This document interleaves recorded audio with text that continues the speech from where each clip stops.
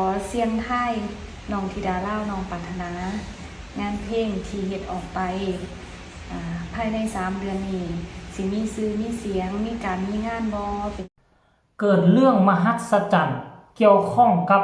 ครอบครัวของบ่าวภูศรีวิไลและน้องธิดาลาวก่อนหน้านี้เคยไปเสียงทวยยกก้อนหินว่าจะโด่งจะดังภายใน1 เดือน3 เดือนหรือบ่หลังจากที่ปล่อยเพลงออกมาในวันนี้ได้รับการพิสูจน์แล้วว่ามันเป็นจริงตามที่ไปเสียงทวยเอาไว้มันเหลือเชื่อที่สุดทักทายสบายดี FC ทุกทานมาพบมาพ่อกับเจเบาลาวตอนเศร้ามือนี้จะพาทุกคนไปค้นหาอดีตก่อนที่น้องธิดาลาวจะมามีชื่อเสียงโด่งดังว่าครอบครัวของเบาภูและแม่เพิ่งพากันเฮ็ดแนวใดแดท่านผู้ชม FC แฟนคลับข้าเจ้าก็คือนักปั้นมือทองอีกคนหนึ่งในวงการหมอลำในวงการเพลงไปแล้วเนาะคนที่ปั้นนี่นะเขาก็มีความเชื่อนั่นเชื่อนี่ไปวัดนั่นไปวัดนี่ไปบูชาตัวนั่นพาลูกพาเต้าไปกราบหั่นกราบนี่เพื่อสร้าง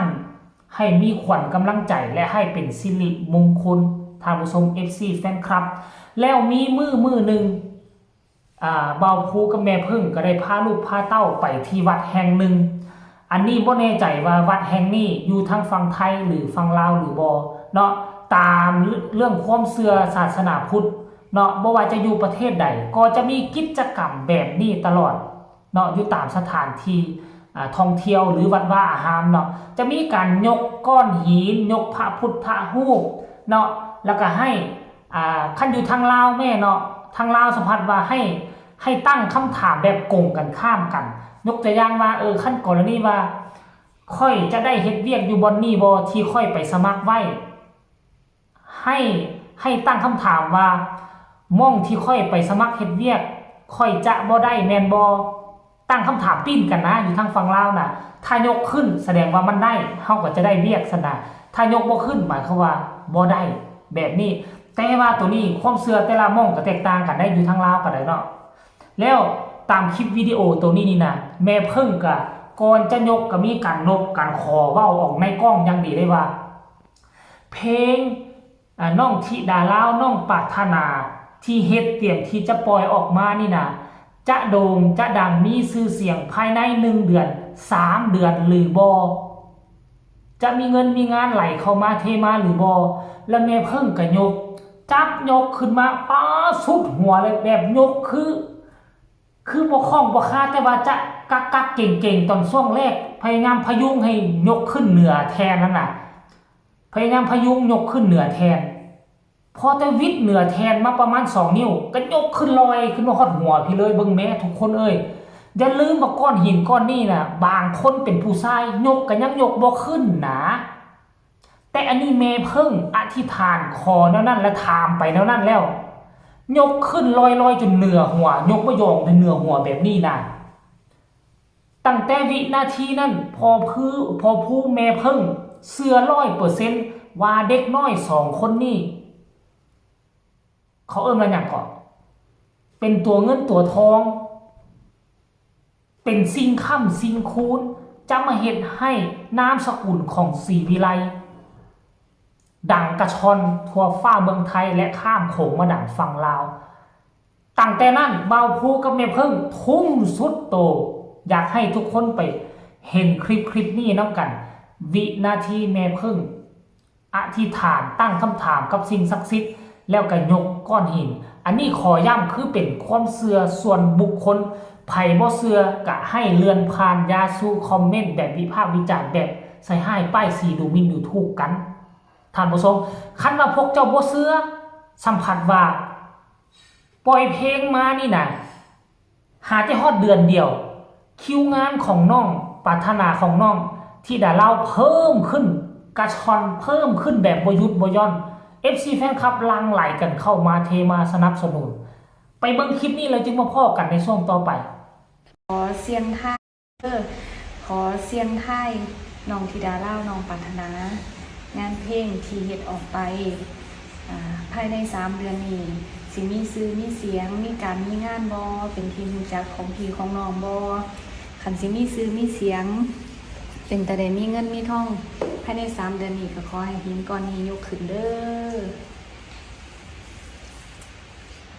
โอ้โถอืม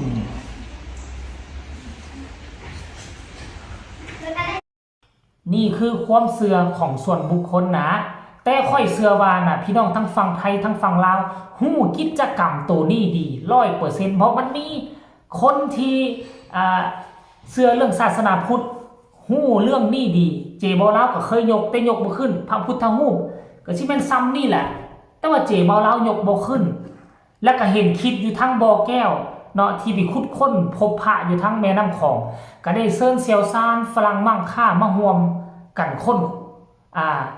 ขุดค้นใหม่ในปีกายนี่แหละปีต่อมานี่แหละเนาะปีกายเนาะแล้วฝรั่งมั่งค่าก็ลองยกเบิดมี 4-5 คนยกขึ้นแต่คนเดียวอีก3คนยกบ่ขึ้นอายุราวๆ 40-50 ปีแล้วแหละแล้วหมอที่ยกขึ้นก่อนก็สอนวิธีได้ให้เอาศอกนี่ตั้งใส่เอิกไว้แล้วก็ยกขึ้นก็มาเฮ็ดตามที่หมอยกขึ้นก่อนกันยกบ่ขึ้นคือกันเบิ่งแหมสรุปแล้วมันก็บ่เป็นเพราะหินตัวนี้ดอกเฮ็ดให้มีชื่อเสียงโด่งดังหินตัวนี้เพียงแต่ตอบคำถามแม่เพิ่งซื่อๆว่าจะโด่งจะดังบ่ความโด่งความดังน่ะมันมากับตัวน้องธิดาลาวมันมากับตัวน้องปรารถนาแล้วโดยเฉพาะคือน้องธิดาลาวมีของอยู่ในตัวมีของดีเป็นเพชรในตุ่มแต่ว่ามาผ่านการเจียระไนจากพอผู้เท่านั้นคือน้องมีของดีอยู่แล้ว